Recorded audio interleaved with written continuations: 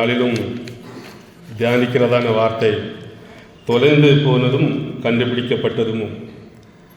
பொதுவாக கிறிஸ்மஸ் என்பது நம்முடைய வீடுகளிலே விளக்குகள், பரிசுகள் மற்றும் கொண்டாட்டங்கள் இப்படி இருக்கிற நம்முடைய இந்த வேலையின் மையத்திலும் கிறிஸ்மஸ் என்பது இழந்ததை கண்டெடுக்கிற தேவனுடைய ஒரு சத்தியமாக இந்த நாளிலும் இருக்கிறது. ஆண்டவர் இந்த உலகத்திற்கு வந்ததான ஒரு நோக்கம், இழந்து போன மனுஷன், அலைந்து திரிகின்ற மனுஷர்கள், வழி தெரியாமல் வாழ்ந்து கொண்டிருந்த மனுஷர்களுக்கு ஒரு வாழ்க்கையை காட்டுவதற்கும் அந்த மனிதர்களை கண்டுபிடிப்பதற்குமாக தான் இயேசு கிறிஸ்து இந்த உலகத்திலே வந்தார். அதுக்காக கிறிஸ்மஸ் கொண்டாட வேண்டாம்னு சொல்லலை. நான் எங்கள் வீட்டில் ஸ்டார்லாம் போட்டிருக்கோம், லைட்டு போட்டிருக்கோம், கேக்கு சாப்பிட்றோம், துணி எடுத்துருக்கோம், எல்லாமே பண்ணுறோம். ஆனாலும் நம்முடைய உள்ளார்ந்த ஒரு எண்ணம், இந்த சத்தியம் நமக்குள்ளாக இருக்க வேண்டும். அதை நாம் நிச்சயமாக ஒவ்வொருவரும் புரிந்து நம்முடைய வாழ்விலே செயல்பட அழைக்கப்படுகிறோம். ஒவ்வொருவருக்கும் ஒவ்வொரு ஏஜில் ஒவ்வொரு காரியங்களுக்கும். சிறு வயதிலே கிறிஸ்மஸ் என்றால் புது துணி எடுப்பது, கொஞ்சம் வளர்ந்து கிறிஸ்மஸ் என்றால் மற்றவர்களுக்கு துணி எடுத்து கொடுப்பதும் பரிசுகள் கொடுப்பதும். ஆனால் இப்பொழுது என்னுடைய கிறிஸ்மஸ், நான் என்ன சொல்கிறேன், இப்பொழுது என்னுடைய கிறிஸ்மஸ் மாறி இருக்கிறது. யாருக்கு இயேசுவை அறிவிக்கலாம், எந்த விதத்திலே அறிவிக்கலாம், கிறிஸ்மஸை பயன்படுத்தி அறிவிக்கலாம். இதுதான் சில நாட்களாகவே மண்டையில் ஓடிக்கொண்டே இருக்கிறது. கடந்த முறை விழுப்புரத்தில் உள்ள போலீஸ்காரங்களுக்கெல்லாம் தேடி தேடி கேக்கு கொடுத்து ஒவ்வொரு பைபிளையும் கொடுத்தோம். கிறிஸ்மஸ் அன்னைக்கு நானும் லாஸ்ட் இயர் நானும் என் மனைவியும் இந்த ரோட்லேருந்து அங்கே விழுப்புரம் வரைக்கும் எல்லாருக்கும் ஒவ்வொரு கேக்கு, ஒவ்வொரு பைபிள், ஒரு சின்ன வாழ்த்து, ஆண்டவரை குறித்து ஒரு வார்த்தை. சந்தோஷமாக எல்லோரும் வாங்கி கொண்டார்கள். இந்த வருஷம் யாருக்கு கொடுக்கலாம் என்று ஒரு பேங்கை சூஸ் பண்ணி அங்கே கொடுக்கலாம் என்று யோசித்து கொண்டு இருக்கிறோம். கர்த்தர் கிருபை தருவாராக. ஓகே, அதனால் இப்பொழுது நாட்களிலே என்னுடைய கிறிஸ்மஸ் எனக்கு மைண்டில் ஓடுகிறதான ஒரு காரியம் என்றால், கிறிஸ்மஸை பயன்படுத்தி நாம் எப்படி சுவிசேஷம் அறிவிக்கலாம் என்பது எனக்கு அதிகமாக என்னுடைய மனதிலே ஓடும். ஓகே, இந்த நாளிலும் நாம் தியானிக்கிறது இந்த கிறிஸ்மஸ் நாட்கள் இழந்ததை தேடி வந்த ஒரு தேவனை குறித்தான ஒரு சத்தியம். தேவன் தன்னுடைய ஒரே குமாரனான இயேசு கிறிஸ்துவை இந்த உலகத்துக்கு அனுப்பினார். அதுதான் நாம் கிறிஸ்மஸாக கொண்டாடுகிறோம். எதற்கு என்றால், இழந்ததை அவர் தேடுவதற்காக. தேவதூதன் மேய்ப்பர்களிடம் அறிவிக்கிறதை பார்க்கிறோம். பயப்படாதீர்கள், இதோ எல்லா ஜனங்களுக்கும் மிகுந்த சந்தோஷத்தை உண்டாக்கும் நற்செய்தியை உங்களுக்கு அறிவிக்கிறேன். நமக்கு எல்லாருக்கும் தெரிந்த ஒரு வசனம். ஏன் அது நற்செய்தியாக இருக்கிறது, ஏன் அது நற்செய்தியாக அன்றைக்கு இருந்தது, இன்றைக்கு இந்த கிறிஸ்து பிறப்பு ஒரு நற்செய்தியாக இருக்கிறது என்று பார்க்கும் பொழுது, ஒரு விலை மதிப்பற்ற ஒன்று தொலைந்து போய் அது கண்டுபிடிக்கிறதுதான் அது கிறிஸ்துவுக்குள் கண்டெடுக்கப்படுகிறது. அதனால்தான் அதன் பெயர் நற்செய்தி. எனக்கு தெரிஞ்ச நற்செய்தி. ஓகே, ஆத்துமா விலையேற பெற்றது. ஆண்டவர் இயேசு கிறிஸ்து வந்த நோக்கம், அந்த விலையேற பெற்ற ஆத்துமாக்களை, அலைந்து திரிகிற ஆடுகளை, காணாமல் போயிருந்த ஆடுகளை அவர் கண்டெடுப்பதற்காக இந்த உலகத்திற்கு வந்தார்.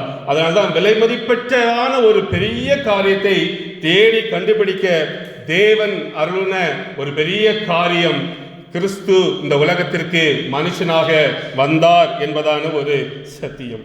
அதை நாம் இன்னைக்கு அறிந்து கொண்டு, நாம் மற்ற கொண்டாட்டங்கள் தேவைதான், அதை நான் சொல்ல போறேன். எங்க வீட்டில் எல்லாம் நடந்துதான் ஒரு சைடில் இருந்தாலும், நம்முடைய உள்ளம் ஆண்டவர் இயேசு கிறிஸ்து எதற்கு வந்தார் என்பதை நாம் இன்னைக்கு உணர்ந்து கொண்டு, அதற்கும் நம்முடைய உள்ளத்தை நம்முடைய ஆத்துமாவை நாம் அந்த எண்ணங்களிலே செயல்படுவதும் சரி, அதற்கான முயற்சிகளையும் நாம் எடுக்க நீங்களும் நானும் அழைக்கப்படுகிறோம்.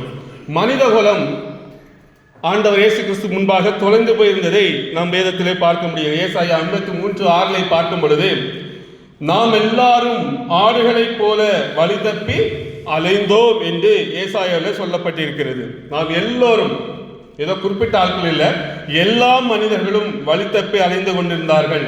ஏனென்றால் பாவத்திலிருந்து அவர்களுக்கு விடுதலை இல்லை. பாவத்திலிருந்து விடுதலை இல்லை. பாவத்தில் அவர்கள் தொலைந்து போயிருந்தார்கள்.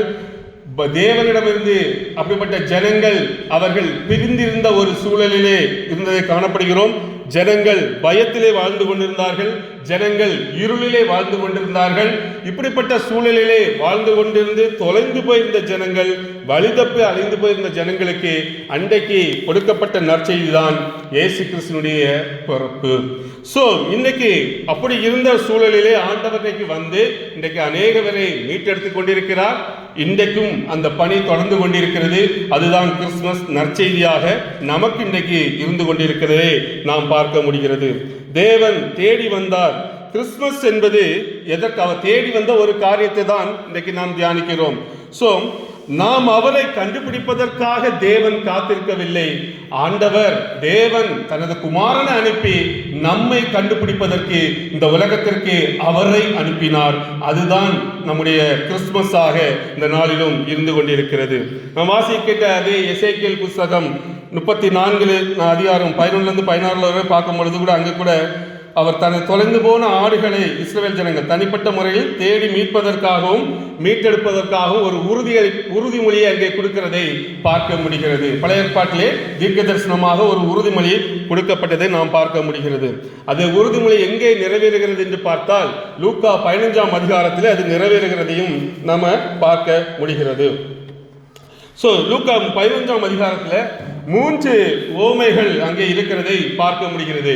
1 காணாமல் போன ஆடு, 2 காணாமல் போன ஒரு நாணயம், 3வது தகப்பனை விட்டு பின்வாங்கி போன ஒரு மகன், இளைய குமாரன் கெட்ட குமாரன். அந்த சம்பவம் 3 காரியங்கள் அங்கே 3 ஓமைகளை சொல்லப்பட்டிருக்கிறது. 1ஆம் அதிகாரத்து 15ஆம் அதிகாரம் 1-7 வரைக்கும் ஒரு ஓமை, 8-10 வரைக்கும் ஓமை, 11 அந்த அதிகாரம் முழுவதுக்கும் ஒரு ஓமை. 3 ஓமைகள் சொல்லப்பட்டிருக்கிறது. இந்த 3 ஓமையுமே ஒரு காரியத்தை நமக்கு சொல்லுகிறது. 1 காணாமல் போனது, 2வது கண்டுபிடித்தல், 3வது சந்தோஷம். 3 காரியத்தை இந்த ஓமை சொல்லுகிறது. நம்ம இந்த வசனங்களை பார்க்கும் பொழுது சரி, முதலாவது பார்க்கும் 4ஆம் வசனத்திலே பார்க்கும் பொழுது காணாமல் அவைகள் 1 காணாமல் போனால் அப்படின்னு காணாமல் போன ஒரு ஆட்டை குறித்து சொல்லப்பட்டிருக்கிறது. 7வது வசனத்திலே பார்க்கும் பொழுது 8வது வசனத்திலே பார்க்கும் பொழுது காணாமல் போன ஒரு நாணயம். அங்கே காணாமல் போன ஆடு, இங்கே காணாமல் போன நாணயம். 24வது வசனத்திலே நம்ம பார்க்கும் பொழுது காணாமல் போன அந்த மகன். அப்போ 3 ஓமையிலும் காணாமல் போன என்ற ஒரு ஆட்டையும் ஒரு நாணயத்தையும் ஒரு மனிதையும் அங்கே குறிக்கிறதை நாம் பார்க்கிறோம். இன்றைக்கும் அது மட்டுமல்ல, ஆடும் மனிதனை தான் குறிக்கிறது, அந்த நாணயமும் தொலைந்து போன மனித குலத்தை தான் குறிக்கும். 3மே மனிதனை தான் குறிக்கிறது. ஸோ ஆண்டவர் முக்கியமாக அங்கே பார்க்கும் பொழுது காணாமல் போன ஒன்றை தேடுவதற்கு, காணாமல் தொலைந்து போன தன்னுடையது வேற இருக்கல, தன்னுடையது காணாமல் போய்விட்டது. அதனால்தான் அவர் தேடி வந்தார். இந்த அனுபவம் நம்முடைய வாழ்க்கையில எல்லாருக்குமே இருக்கும். நம்ம எல்லாருமே ஏதோ ஒரு விதத்தில் தங்கத்தை தொலைச்சிருப்போம். தங்கத்தை தொலைச்சிருந்து இருக்கீங்களா? நான் தொலைச்சிருக்கேன், என் பையன் நிறைய தொலைச்சிருக்கான். பணம் சொல்லவே வேண்டாம், தொலைச்சிருக்கோம். ஒரு என் பையனே ஒரு 10 நிமிஷம் தொலைஞ்சு போயிட்டான். ஸோ இப்படி பார்த்து ஸோ அந்த டென்ஷனும் நமக்கு தான் தெரியும், கண்டுபிடிக்கும் பொழுது கிடைச்ச மகிழ்ச்சியும் நமக்கு தான் தெரியும். ஸோ ஏன்னா விலையேற பெற்றது, தங்கத்தை கூட விட்டுருங்க, பிள்ளை விலையேற பெற்றது இல்லை. ஸோ அந்த பயமும் டென்ஷனும் கலக்கமும் கண்டுபிடிச்ச பிறகு கிடைக்கிற ஒரு சந்தோஷம் நமக்கே எப்படி இருக்குன்னா, அவருக்கு சொந்தமான மனிதர்கள் நாம் எல்லாரும் எத்தனை பேர் காணாமல் போயிருக்கோம். அப்போ கண்டுபிடிக்கும் பொழுது அவருடைய சந்தோஷப்பட்டிருக்கோம். அதனால எவ்வளவு ஆர்வமாக தேடுவார். நமக்கு ஒரு தங்க நாணயம், தங்கத்தில் ஏதோ தொலைஞ்ச வீட்டுக்கு போகுமா சாப்பிடனாலும் பரவாயில்ல, ஈவினிங் வரைக்கும் தேடாம தேடி தான் போகும். நான் நிறைய பேர் பார்த்துருக்கேன். சென்னையில் ஒரு சர்ச்சு, தங்கம் காலனி ஒரு சர்ச்சு உண்டு. அங்கே ஏதோ ஒரு குழந்தையோட நகை தொலைஞ்சு போச்சு. தேடுறாங்க கால் திறந்து ஈவினிங் வரைக்கும் தேடிட்டே தான் இருக்காங்க. ஒரு குரூப் சொந்தக்காரங்களும் தேடி நான் எங்கள் வீடு பக்கம் இந்த பேட்டி எதுக்கும் கிடைக்க வேறு அங்கே பார்த்தா அப்பவும் தேடி தான் இருக்காங்க. ஒரு சின்ன நகை, ஓகே, நான் குறை சொல்லலை. ஸோ எவ்வளோ வேல்யூ அதுக்கு இருக்கிறது, அது எவ்வளோ சிரத்தை எடுத்து தேடுகிறார்கள் என்பதை நம்ம பார்க்க முடிகிறது. அதே போல் பேப்பரில் கூட பார்த்தேன், ஒரு குழந்தை காணாமல் போய்விட்டது. அந்த குழந்தை போலீஸாரால் கண்டுபிடிக்கப்பட்டு ஒரு முழு கிராமமே அவங்க நன்றியோடு சந்தோஷத்தோடு அந்த போலீஸுக்கு அவங்க சில காரியங்களை செய்து தங்களுடைய நன்றியை தெரிவிக்கிறதை பார்க்க ஒரு கிராமமே சந்தோஷப்படுகிறது, தொலைந்து போன ஒரு குழந்தை கிடைக்கும் பொழுது. அப்போ மனித வாழ்விலே நமக்கே இப்படி இருக்கும் என்றால் உருவாக்கினவர், உண்டாக்கினவர் எல்லாம் அவர்தான். அவருக்கு எப்படி இருக்கும் என்பதை நாம் சற்று சிந்திக்கும் பொழுது உண்மையிலே அந்த பாரம் நமக்குள்ள இன்னைக்கு வர வேண்டும். ஆண்டவருடைய பாரம் நமக்குள்ளே வந்துவிட்டால் அந்த பணியை நாமும் இன்னைக்கு செய்ய ஆரம்பித்து விடுவோம்.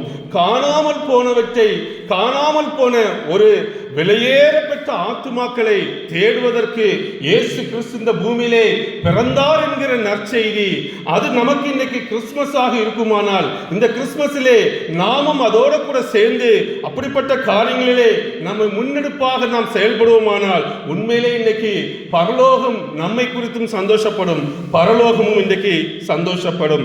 காணாமல் போகுதல். அதே போல கண்டுபிடித்தலை பார்க்கும் பொழுது 5வது வசனத்திலே பார்க்கும் பொழுது கண்டுபிடித்த பின்பு என்று இந்த ஆட்டை குறித்து சொல்லப்பட்டிருக்கிறது. 9வது வசனத்திலே பார்க்கும் பொழுது கண்டுபிடித்த பின்பு என்று அந்த நாணயத்தை குறித்து சொல்லப்பட்டிருக்கிறது. 32வது வசனத்திலே பார்க்கும் பொழுது அங்கேயும் திரும்பவும் காணப்பட்டான். அதாவது உன் சகோதரனாக இவனோ மரித்தான், திரும்பவும் உயிர்த்தான், காணாமல் போனான், திரும்பவும் காணப்பட்டான். அப்போ இங்கே காணாமல் போன ஆடு, நாணயம், மனிதன் ஒரு பக்கம், அங்கே கண்டுபிடிக்கப்படுகிற ஒரு சம்பவமும் அங்கே சொல்லப்படுகிறதை நாம் பார்க்க முடிகிறது. 3வது பார்க்கும் பொழுது மிகுந்த ஒரு சந்தோஷத்தையும் அங்கே அது சொல்லுகிறதை நம்ம பார்க்க முடிகிறது. இன்றைக்கு ஆண்டவர் என்ன சந்தோஷம், உண்மையான ஒரு கிறிஸ்தவ சந்தோஷம் என்பது இன்றைக்கு இதுவாக நம்முடைய வாழ்விலே இருக்கும் பொழுது நிச்சயமாக அது ஆசீர்வாதமாக இருக்கும். தொலைந்து போனது, இயேசு தொலைந்து போனவர்களை கண்டுபிடிக்க காத்திருக்காமல் தீவிரமாக தேடுகிறார். எல்லாரும் அவங்க வரட்டும் வரட்டும் என்று இருக்கவில்லை, அவர் ஒவ்வொரு நாளும் ஒவ்வொருவரும் தேடுகிறார் என்பதை எனக்கு நன்றாகவே தெரியும். நான் அந்த நன்றாகவே உணர்ந்திருக்கிறேன். அந்த காரியங்களை என்னுடைய வாழ்க்கையிலே நான் உணர்ந்தவனாக உங்கள் முன்பு நின்று நான் பேசிக் கொண்டிருக்கிறேன். ஆண்டவர் அதிலே ரொம்ப முக்கியத்துவம் கொடுத்து அவர் தேடுகிறதை நான் அறிந்திருக்கிறேன். கடந்த புதன்கிழமை காலையிலே நான் வழக்கமாக ஜெபம் பண்றது போல ஜெபம் பண்ணிக்கிட்டு வழக்கமாக படுத்தேன். எதுக்கு? ஆண்டவர் பேசுவார், ஏதாவது சத்தம் வரும், தரிசனம் வரும், அது என்னுடைய பழக்கம். எல்லா நாளும் வராது, என்னைக்கோ ஒரு நாள் வரும், சரியா? அதே போல நான் ஒரு தேவைக்காக ஜெபம் பண்ண, என்னுடைய ஒரு சொந்த காரியத்திற்காக மிகவும் பாரத்தோடு ஜெபிச்சுட்டு, அதே போல ஆண்டவர் ஏதாவது சொல்ல மாட்டாரா அப்படின்னு சொல்லிட்டு அந்த பெட்டில் போய் தூங்க மாட்டேன், படுத்திருப்பேன். அமைதியாக இருக்கும் பொழுது சில சத்தங்கள் கேட்கும், இல்லை தரிசனங்கள் உண்டாகும். அதற்காக காத்திருக்கிற வேளையில ஒரு தரிசனம் எனக்கு உண்டாகுது.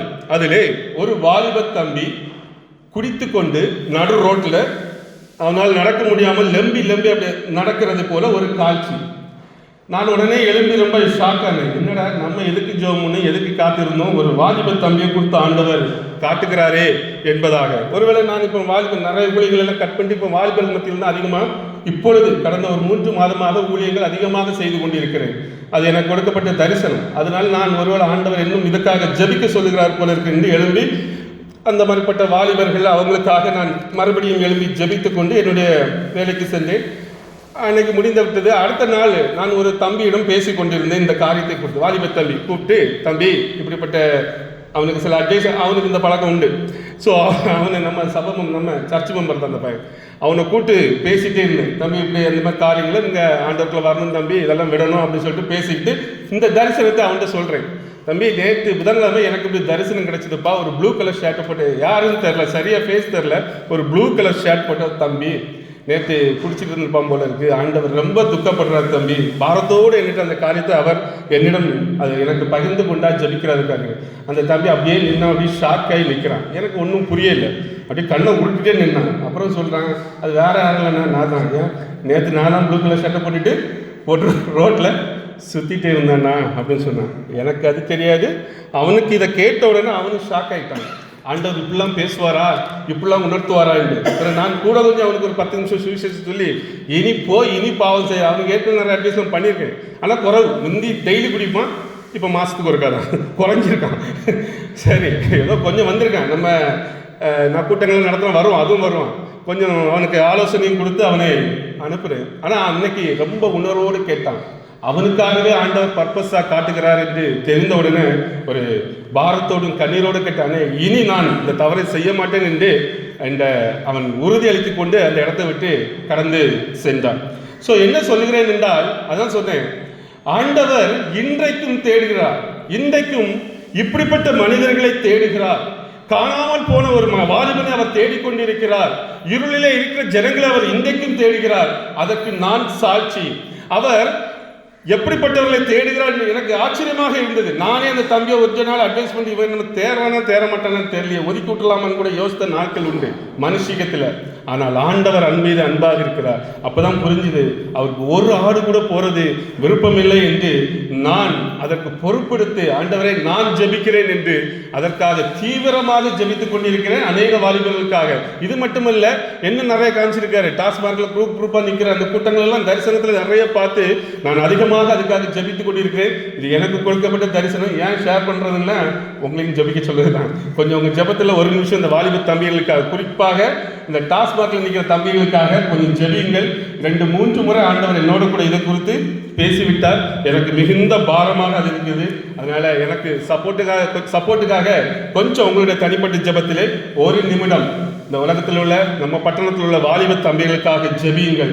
ஆண்டவர் காணாமல் போன ஆடுகளை தேடிக்கொண்டிருக்கிறார். அவன் போயிட்டான், இனி தேர மாட்டான் என்று சொல்லுகிற ஒரு கூட்டத்தின் மத்தியிலே அவன் எனக்கு வேண்டும் என்ற ஆண்டவர் இன்றைக்கு என்னோட கூட பேசிக் கொண்டிருக்கிறார். அதற்கு நானே சாட்சி.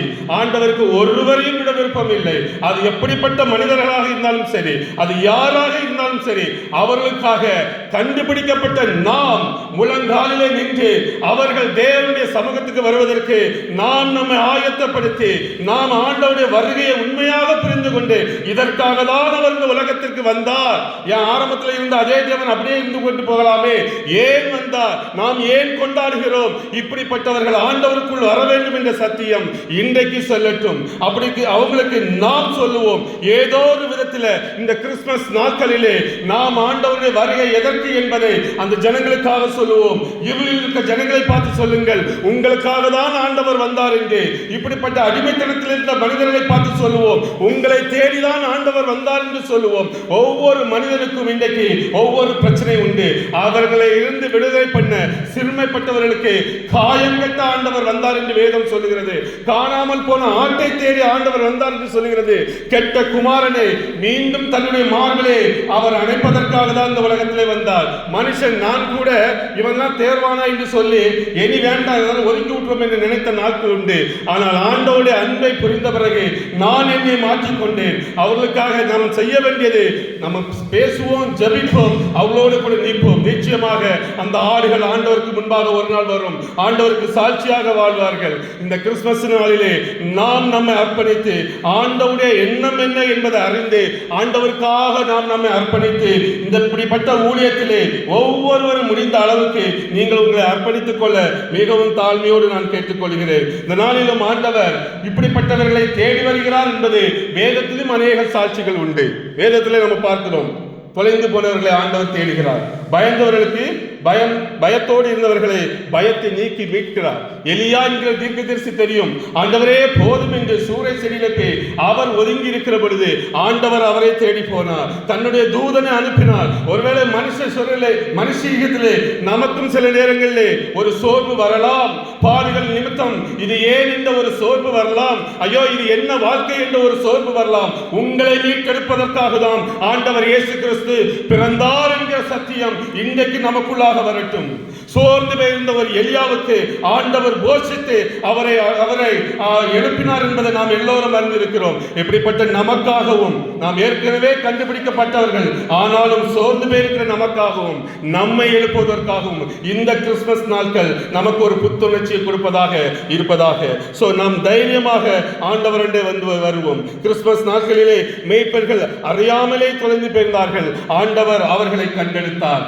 இவர்கள் ஞானிகள் வழி தெரியாமல் போய் கொண்டிருந்தார்கள். அவர்களுக்கு சரியான ஒரு பாதையை காட்டியிருந்தால் உலகம் தொலைந்து போயிருந்தது. ஆண்டவர் தன்னை சிலுவையிலே மாற்றி அந்த உலகத்தை மீட்டெடுத்தார். அவர் தம்முடைய ஜனங்களை பாவத்திலிருந்து ஒவ்வொரு ஜனங்களையும் ரட்சிக்கிறார். இதுதான் மத்தேயு 1:25 சொல்லுகிறது. அவருக்கு பேர் இயேசு, ஏனென்றால் தன்னுடைய ஜனங்களை அவர் ரட்சிக்கிறார் என்று வேதம் சொல்லுகிறது. இப்படி ஏதோ ஒரு விதத்தில் தொலைந்து போன மனிதர்களுக்காகவும் ஏதோ ஒரு விதத்தில் நாம் கண்டுபிடிக்க நாமும் ஏதோ ஒரு விதத்துல வழி தெரியாமல் நாம் வாழ்ந்து கொண்டிருக்கலாம். நமக்கு என்ன செய்வதென்று தெரியாமல் கொண்டிருக்கலாம். இந்த ஞானிகளை போல அலைந்து கொண்டிருக்கலாம். இந்த மேய்ப்பர்களை போல நாம் வழி தப்பி ஏதோ வழியில போய் கொண்டிருக்கலாம். இந்த எலியாவை போல சோர்ந்து போய் கொண்டிருக்கலாம். ஆண்டவர் இன்னைக்கு இந்த கிறிஸ்துமஸ் நாளிலும் நம்மோட கூட பேசுவது அதிலிருந்து நம்மை ரட்சிப்பதற்கு தான், அதிலிருந்து நம்மை மீட்பதற்கு தான். ஒவ்வொரு காரியத்திலும் இருந்து மனிதர்களை மீட்டெடுப்பதற்காகவே இரட்சகர் பிறந்தார். இரட்சகர் என்பது நம்மை அவர் விடுவிப்பது பாவத்திலிருந்து மட்டுமல்ல, நம் சோர்விலிருந்து, நம் கலக்கத்திலிருந்து, நம் பயத்திலிருந்து, நாம் வழிதவறி போகிற பொழுது ஒவ்வொரு காரியத்திலும் இருந்து நம்மை மீட்டெடுப்ப, நமக்கு சரியான பாதையை காட்ட, நம்மை ரட்சித்து வழிநடத்த ஆண்டவர் இந்த உலகத்திலே பிறந்தார் என்கிற சத்தியம் முதலாவது நமக்கு முழுமையாக தெரிந்திருக்க வேண்டும். நாம் பார்க்கிற மனிதர்கள் நம் மூலம் அறிந்து கொள்ள வேண்டும். ஒவ்வொரு காரியத்திலும் நாம் மற்றவருக்கு முன்மாதிரியாக கிறிஸ்துவின் பிறந்த நாளை நாம் கொண்டாடுவோம். கிறிஸ்துவின் பிறந்த நாளை நம்முடைய வாழ்க்கை மூலம் அவர்களுக்கு காட்டுவோம். நாம் இருளில் இருக்கிற ஜனங்கள் பெரிய வெளிச்சத்தை கண்டார்கள் என்று வேதத்தை படிப்பதல்ல, இருளில் இருக்கிற ஜனங்கள் அந்த வெளிச்சத்துக்குள் வர வேண்டும் என்ற தாளம் நமக்கு இன்னைக்கு வர வேண்டும்.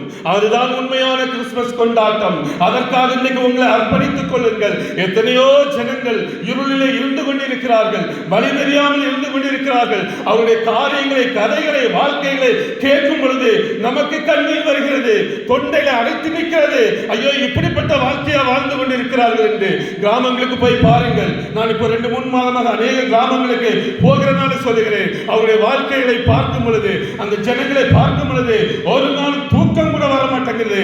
ஆண்டவர் நம்மை நன்றாக வைத்திருக்கிறார். சில நேரங்களில் பாதி கஷ்டம் உண்டு, ஆனாலும் நன்றாக வைத்திருக்கிறார். அவர்கள் வாழ்க்கையை பார்க்கும் பொழுது ஐயோ, இப்படிப்பட்ட இருளில் இருந்த ஜனங்கள் இருக்கிறார்கள் என்று ஒரு பெரிய வருத்தம். அவர்களுக்காக வெளிச்சத்துக்கு வந்த நாம் அந்த வெளிச்சத்தை காட்டுவதல்லவா உண்மையான கிறிஸ்துமஸ். ஸ்டாரை போட்டு வெளிச்சத்தை காட்டுகிறோம், நல்லதுதான். நாம் கிறிஸ்தவர்கள் என்பது உண்மையான வெளிச்சம். அது மட்டுமல்ல, இருளில் இருக்கிற ஜனங்கள் வெளிச்சத்தை பார்க்க வேண்டும். நம் வீடு இருளில் இருந்து ஸ்டாரை போட்டு வெளிச்சத்தை காட்டுவது அல்ல. போடுறது தப்பத்துல நானும் போட்டிருக்கேன். ஆனா உண்மையாக வேதம் சொல்கிறது, இருளில் இருக்கிற ஜனங்கள் பெரிய வெளிச்சத்தை கண்டார்கள் என்று. இன்னைக்கு வெளிச்சத்தை பெற்ற நீங்கள் இருளில் இருக்கிற ஜனங்கள் முன்பாக போங்கள், அவங்களோடு கூட பேசி பாருங்கள், இந்த சத்தியத்தை சொல்லுங்கள். அதுதான் உண்மையான கிறிஸ்துமஸ். அதுதான் இயேசு கிறிஸ்து சந்தோஷப்படுகிற கிறிஸ்துமஸ். ஏனென்றால் வேதம் சொல்லுகிறது அவர் சந்தோஷப்படுகிறார் என்று. அதே லூக்கா 15ஆம் அதிகாரத்தில் பார்க்கும் பொழுது 7வது வசனம் சொல்லுகிறது, மனம் திரும்புகிற, கடைசி பகுதி, மனம் திரும்புகிற ஒரே பாவியின் நிமித்தம் பரலோகத்தில் மிகுந்த சந்தோஷம் உண்டாயிருக்கும். அது முதல் ஓமை. 2வது ஓமைக்கு சொல்லும்போது 10வது வசனம் சொல்லுகிறது, அதே போல மனம் திரும்புகிற ஒரே பாவியின் நிமித்தம் தேவனுடைய தூதருக்கு முன்பாக சந்தோஷம் உண்டாயிருக்கிறது.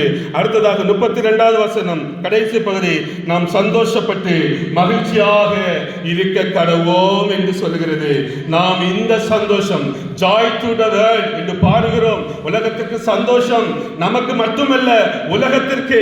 அப்போ உலகம் இருளிலே இருக்கிறதே உண்மையான சந்தோஷம்.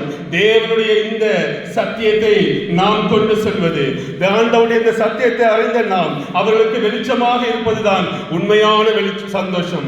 இருளிலே இருந்து வெளிச்சத்தை பார்த்தால் எல்லோருக்கும் சந்தோஷமாக இருக்கும். இப்போ நமக்கு அந்த அனுபவம் இல்லை. சின்ன வயசுல கரண்ட் போச்சுன்னா இருள் தான், அப்ப இன்வெர்டர் கிடையாது.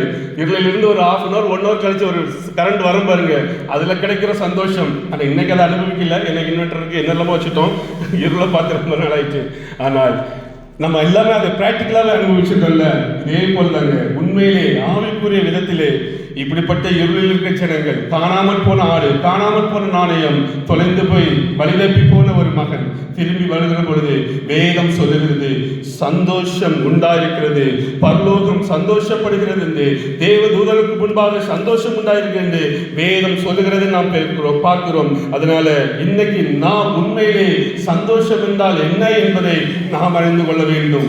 இருளில் இருக்கிற ஜனங்கள் வெளிச்சத்தை காண்பதுதான் சந்தோஷம். அப்படி பண்ணால் இந்த லூக்கா 15ஆம் அதிகாரத்தில் சொல்லப்பட்ட இந்த 3 ஓமையை போல நாம் இன்றைக்கு நம்முடைய பட்டணத்தில், நம்ம தேசத்தில், நம்ம சுற்றி இருக்கிறார்கள் எத்தனையோ பேர் இருக்கிறார்கள். ஏதோ ஒரு விதத்தில் உங்களால் முடிந்ததை செய்யுங்கள், ஜெபியுங்கள். மீதி அவர் பார்த்துக்கிறார். ரட்சிப்பு என்பது நமக்கு இடத்துல இல்லை, நாம் செயல்படுகிற விதத்துல தான் இருக்குது. நம்ம நினைச்சு கூட பார்த்துக்க மாட்டோம். ஜெபி, நான் சொன்ன இந்த பையன் அவன் எவ்வளவோ சொல்லி அடங்கல. ஆனால் அன்னைக்கு அவனுடைய முகத்தை பார்க்கும் பொழுது கண்ணீரோடு அவன் நின்றதை நான் பார்த்தேன். ஏன்னா உனக்காக தான் ஆண்டவர் இதை பேசினார்.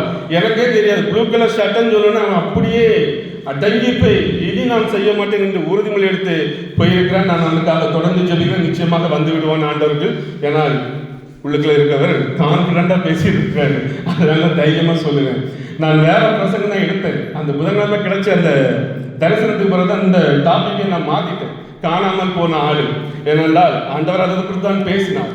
ஆனால் உண்மையிலே நமக்கு கிறிஸ்துமஸ் இதுவாக இருக்குமானால் நான் சந்தோஷத்தோடு உங்கள் முன்பு நின்று பேசுகிறேன். ஏன்னா ஒருத்தனுக்காக சத்தியத்தை சொல்ல முடிஞ்சது, 3 நாளைக்கு முன்பாக சொல்ல முடிஞ்சது. அவனும் அதை உற்சாகமாக கேட்டிருக்கிறான், மனம் திரும்புவான் என்று ஆண்டவருக்குள் நான் விசுவாசிக்கிறேன். இப்படி ஒவ்வொருவருக்கும் சொல்லும் பொழுது கிடைக்கிற சந்தோஷத்துக்கு அளவில்லை. சில நேரங்களில் நமக்கும் கஷ்டம் உண்டு, பாடு உண்டு. இந்த ஆத்தும ஆதாயம் செய்யும் பொழுது இருக்கிற சந்தோஷம் அது எதை கொடுத்தாலும் வாங்க முடியாது. அப்படிப்பட்டதான ஒரு சந்தோஷம் அனுபவித்து பாருங்கள், உண்மையே அழகாக இருக்கும். ஏன் ஆண்டவர் இன்றைக்கும் அப்படிப்பட்டவர்களை தேடிக்கொண்டிருக்கிறார்? ஏன் என்றால் தொலைந்து போனது விலையேறப்பட்டதான ஒரு ஆத்துமா. மேலும் அவர் மனிதனை தம்முடைய சாயலாக படைத்திருக்கிறார் என்று வேதம் சொல்லுகிறது. அவருக்கு மட்டும்தான் அந்த வேதம் தெரியும், நமக்கு கூட தெரியாது. நாமே நம்ம ஆத்மா குறித்து கவலைப்படுறதே கிடையாது. மனுஷர்களை அவ்வளவு பெரிய பேசலாம், ஆனாலும் முழுமையாக அவளுக்கு கவலைலாம் பட மாட்டோம். உண்மையிலேயே சொல்லுகிறது, மனிதனுடைய ஆத்மாவை குறித்து கலங்குகிறவர் அவர் மட்டுமே. ஏனென்றால் மனுஷ சாயல படைக்கப்படல, மனுஷன் தேவ சாயல படைக்கப்பட்டிருக்கிறார். நாம் எல்லாம் அவருடையவர்கள். அவர் கரண் நம்மை உண்டாக்கிட்டு என்று வேதம் சொல்கிறது. உண்டாக்குனவருக்கு தான் தெரியும் வேதனையும் வரிகளும். அதற்கு நம்முடைய வாழ்க்கையில நம்முடைய பிள்ளைகளுக்கு ஒரு சின்ன பிரச்சனை எவ்வளவு கலங்கி போயிடும். ஒரு காய்ச்சல் வந்த ஒரு ஃபீவர் வந்தாலே நமக்கு தூக்கம் வர மாட்டேங்குது. அப்போ அவருக்கு எப்படி இருக்கும் என்று சற்று சிந்தித்து பார்க்கும் பொழுது காணாமல் போன ஆடு நமக்கு கவலை இல்லை. யார் எக்கடிப்பட்ட நமக்கு என்ன? அவருடைய பார்வையிலிருந்து பார்க்கும் பொழுது, அவர் அந்த பாரத்தை நமக்குள்ள வைக்கும் பொழுது, உண்மையிலே சொல்லுறேன், அந்த தரிசனத்தை பெற்ற பிறகு எனக்கே 2 நாள் கொஞ்சம் தூக்கமே இல்லை. பயங்கர இது டென்ஷன்ல உள்ள கவலை. நான் வடித்த கண்ணீர் எனக்கு மட்டும் தெரியும், யாருக்கும் தெரியாது, ஆண்டவருக்கும் தெரியும். அவ்வளவு கண்ணீர் பகல் நேரங்களிலும் அதை நினைத்து கண்ணீர் வந்து கொண்டே இருந்தது. ஸோ ஆண்டவருடைய பாரத்தை நான் புரிந்தவனாக நடத்த நின்று பேசுறேன். அது என் மனுஷிகத்தில் வராது, சுட்டு போட்டால் எனக்கும் வராது. நானும் மற்றவங்களை பார்த்தா என் குடும்பம் அப்படிதான் சுத்திடுவோம். ஆண்டவர் அந்த பாரத்தை வைக்கிற பொழுதுதான் இப்படிப்பட்ட பாரங்கள் நமக்குள் இருந்து செயல்படுகிறதையும் நானே என்னுடைய வாழ்க்கையிலே பார்த்திருக்கிறேன். ஸோ இன்னைக்கு உண்மையிலே நாம் கிறிஸ்துமஸ் கொண்டாடுகிற நாம் ஆண்டவர் எதற்காக வந்தார் என்று அறிந்து அந்த நாள் கேளுங்க. நான் உண்மையிலே சொல்லேன், தேவ சமூகத்திலிருந்து சொல்றேன், நான் இன்னைக்கு கேட்ட ஜெபமும் வந்தவர், ஆண்டவரே உங்க பாரத்தையும் உங்க கவலைகளையும் எனக்கு பங்கு தாருங்க, நானும் பங்கு கொள்கிறேன். அவருக்கு பாரு என்ன? ஆத்மா ஆதாயம், வேற எதுவும் கிடையாது. காசா பணம் எல்லாம் வருது, வாகனமும் பூமியா வருது. ஒன்றே ஒன்றுதான், எனக்கு இன்னும் அந்த பாரத்தை கொடுங்கள். பாரம் இருக்கதான், அந்த கண்ணீர் வரதான் நம்மளால செயல்பட முடிகிறது என்பதை நான் என்னுடைய வாழ்விலே அறிந்து கொண்டேன். நான் கேட்டது ஒன்றே ஒன்றுதான், எனக்கு இன்னும் இதை குறித்து பேசுங்க, இன்னும் பாரத்தை கொடுங்க, உங்க மன கவலைகளிலே எனக்கும் பங்கை தாருங்க, நான் உமக்காக ஓடுகிறேன் ஆண்டவரே, என்னை பலப்படுத்துங்க என்றுதான் அந்த புதன்கிழமை நான் இதற்காக கேட்டுக்கொண்டேன். சோ அப்படிப்பட்ட ஒரு தரிசனமும் ஒரு பாரமும் ஆண்டவர் கொடுத்தனால தான் இன்னைக்கு உங்க முன்பாக நின்று நான் இதை பேசிக் கொண்டிருக்கிறேன். அதனால இன்னைக்கு நாம் ஒவ்வொருவரும் நம்முடைய வாழ்விலே நாம் ஒரு உறுதிமொழி எடுத்து, உண்மையிலே இருளில் இருக்க ஜனங்கள் வெளிச்சத்தை காண வேண்டும், அவர்கள் மத்தியிலே நாம் விளக்காக இருக்க வேண்டும் என்ற உண்மையான ஒரு கிறிஸ்துமஸை நாம் கொண்டாடுவோம். அந்த மீட்பின் மகிழ்ச்சி என்பது மிக பெரிதான ஒரு மகிழ்ச்சி. வேதம் நமக்கு அதை அழகாக சொல்லுகிறது. ஸோ இன்றைக்கு ஒரு கிறிஸ்தவர்களாக நாம் கிறிஸ்துமஸ் கொண்டாடுகிற நாம் பூலோக சந்தோஷத்தையும் அனுபவிக்க வேண்டும், பரலோக சந்தோஷத்தையும் அனுபவிக்க வேண்டும். அதுதான் உண்மையான சந்தோஷம். அதற்காக பூமியில கஷ்டப்பட சொல்லல, பூமியிலும் நமக்கு சந்தோஷத்தை ஆண்டவர் தந்திருக்கிறார். அது அவருடைய சந்தோஷம் தான். பரலோக சந்தோஷம் என்பது ஆத்தும ஆதாயம் மட்டுமே, வேற எந்த சந்தோஷமும் உங்களை நிரப்பாது.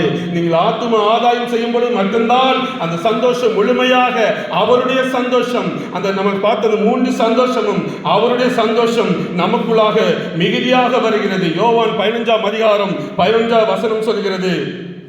யோவான் 15:11 பார்க்கும் பொழுது,